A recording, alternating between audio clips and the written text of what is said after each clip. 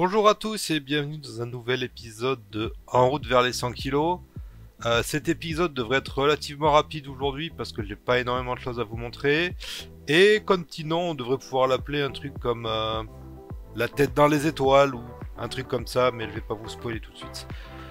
Donc on commence le jeudi 18 septembre, jour de grève s'il en est, ou après un repas très important, j'ai décidé d'aller rouler un peu et on va voir que le repas va avoir un peu son importance un peu plus tard.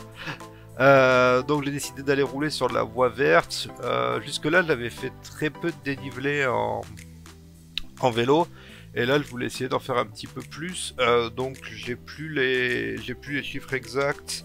Mais j'ai fait un truc comme une sortie de 28 km et 270 mètres de dénivelé. Ce qui n'est pas grand chose, hein, on se l'accorde, mais ce qui pour moi est quand même pas si mal actuellement dans cet état. Surtout que c'était en partie gravel, en partie route, donc c'était intéressant. Là on voit que je me traîne la bite un peu en gravel, alors c'est vulgaire mais c'est le cas. C'est parce que dans les descentes, là dans la voie verte, il y a des petites goulottes pour laisser s'évacuer la pluie. Autant c'est des trucs que en VTT tu prends plein de balles, tu les sens pas passer. Autant là en gravel, quand tu fais mon poids en plus, tu prends une cartouche dès que tu les prends. La première fois que je l'ai prise, je l'ai failli me casser la gueule. Donc j'avoue que pour l'instant ça m'a pas mis en pleine confiance. Et en plus, j'avais pas du tout de lunettes de soleil, donc c'était vraiment galère au niveau de la vision, je voyais pas grand chose dans les sous-bois. Voilà, donc la sortie était bien engagée, je me régalais un peu sur la trace parce que ça me change un peu de la route.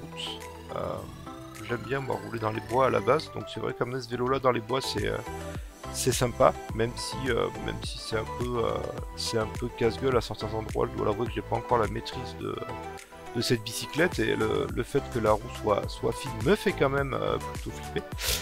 Tout se passait bien, du moins jusqu'à ce que j'arrive à la fameuse côte de Dania, côte que j'avais pas prise la première fois que j'avais fait une sortie dans ce territoire-là, parce que je savais qu'elle pique. Hein. Je la fais régulièrement en VTT électrique. Alors en VTT électrique c'est facile, hein. Quand on galère on met les vitesses, on arrive à la monter à 15, 18, 20 quand on se met en turbo. Là non. Du coup, on a galéré. Hein. Le purée boudin du midi s'est largement fait ressentir pendant cette partie-là où j'ai dû boire. Ouais, voilà. Regarde comment ça tremble. On voit que la puissance, elle est un peu cachée et que le cardio, il y en a plus. Là. Donc voilà, ça a été un peu dur. Je dois avouer qu'il s'est passé quelque chose en arrivant près du panneau de Dania où j'ai rendu un peu. Mais ça va, c'était rigolo. On s'en sort, comme je le disais, avec une sortie de quasiment 30 km, réalisée à 17 de moyenne, donc ce qui est loin d'être exceptionnel, mais bon, en même temps, j'étais pas parti pour, j'avais pas forcément l'équipement, j'avais rien, bon, de toute façon, je suis pas là pour me justifier, je suis là pour me faire plaisir.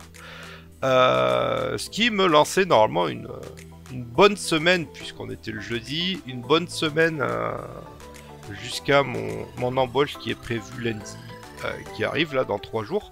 Donc ça me laissait une bonne semaine pour aller faire du vélo, pour aller pêcher, pour être à la cool. Et cette semaine commençait vendredi soir par un concert de sangria gratuite à Bril. Je vous mettrai quelques images sur le montage, quelques photos et quelques vidéos. C'était un super moment. Malheureusement, il n'y avait pas énormément de brévistes parce que ça a été relativement mal communiqué par la mairie et parce que les gens sont pas sortis de chez eux.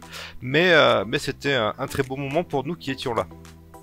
Voilà, donc ça c'était le vendredi. Le samedi, on est allé faire un repas chez un ami, un repas conséquent, on peut dire. On a bien mangé, mais ça va. Après, on est allé faire une bonne balade digestive, donc on a bien géré le truc. Et dimanche matin, je parlais du titre de la vidéo qui allait s'appeler La tête dans les étoiles. Et voilà pourquoi dimanche matin, je me suis réveillé, je me suis levé. Je suis désolé, ça va pas être très glamour à la suite de la vidéo. Je me suis levé et là ma tête est partie dans tous les sens. Les montagnes russes, Europa Park, tout ce qu'on veut, ça vomissait de tous les côtés. J'étais en nage, j'avais le visage bloqué, enfin j'arrivais plus à parler. Donc je suis allé dans la salle de bain, j'ai vomi partout, je suis allé partout, enfin bon, bref. Et j'ai cru réellement, il était 6h30, 7h du match, j'ai cru réellement à un AVC. Donc j'ai appelé Coco, je lui ai dit bah ça va pas fort. J'ai appelé dans la fumée le SAMU parce que vraiment j'ai eu très très très peur. Les pompiers sont arrivés, eux non plus n'étaient pas très sereins.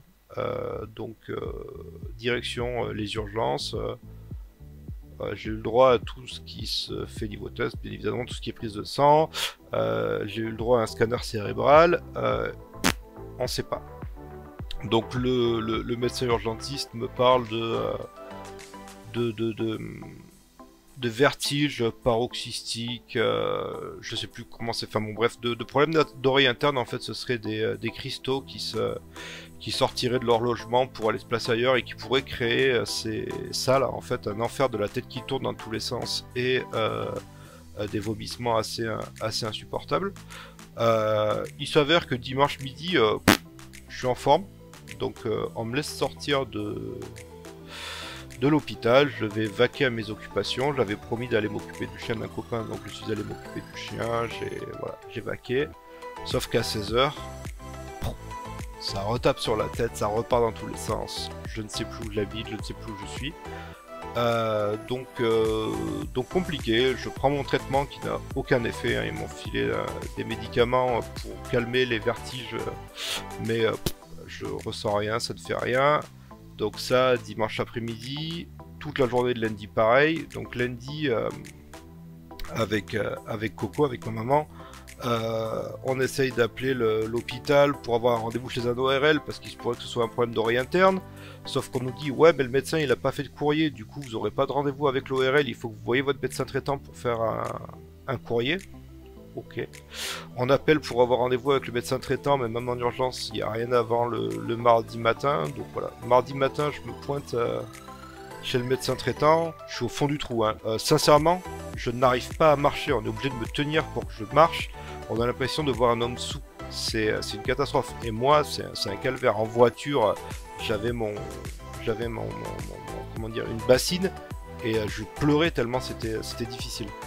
Ça, 3 semaines après le calcul rénal, ça a été un peu un moment du rail.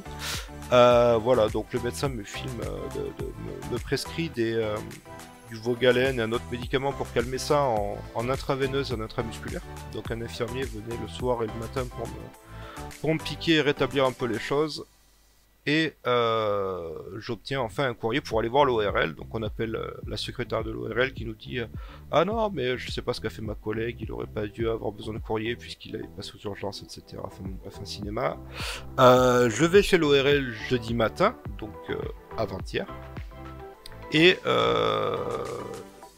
ben, évidemment j'ai 19-10 de tension. Ma tension était très très très haute pendant tout ce temps-là. Donc bah, je me fais engueuler évidemment, mais ce qui est normal, hein, monsieur il faut prendre votre traitement, vous n'êtes pas sérieux, si ça fait un moment que vous ne prenez pas, etc.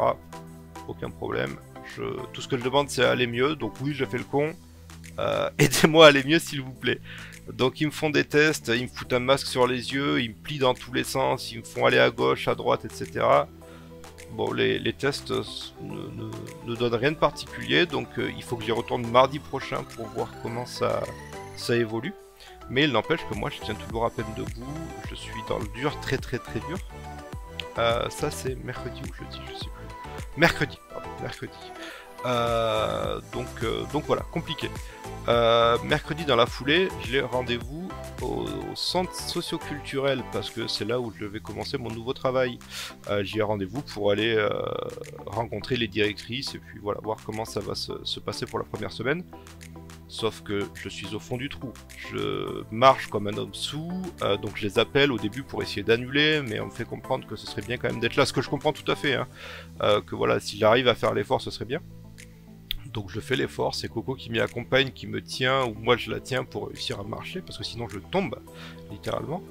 Et donc ça se passe admirablement bien, ils sont absolument sympathiques, compréhensifs et charmants, me disent que si j'ai besoin de me reposer, je peux, voilà, ça arrive d'être malade et il faut prendre soin de sa santé, donc voilà, je suis un peu rassuré de ce côté-là.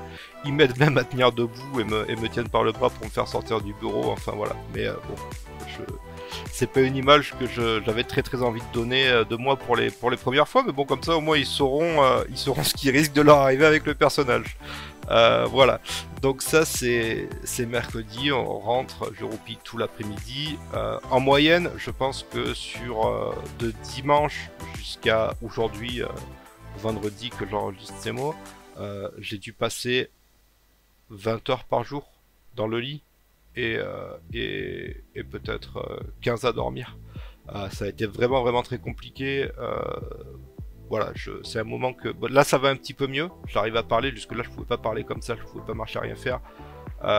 C'est un moment que j'aimerais oublier honnêtement parce que j'ai eu très peur et c'est pas facile.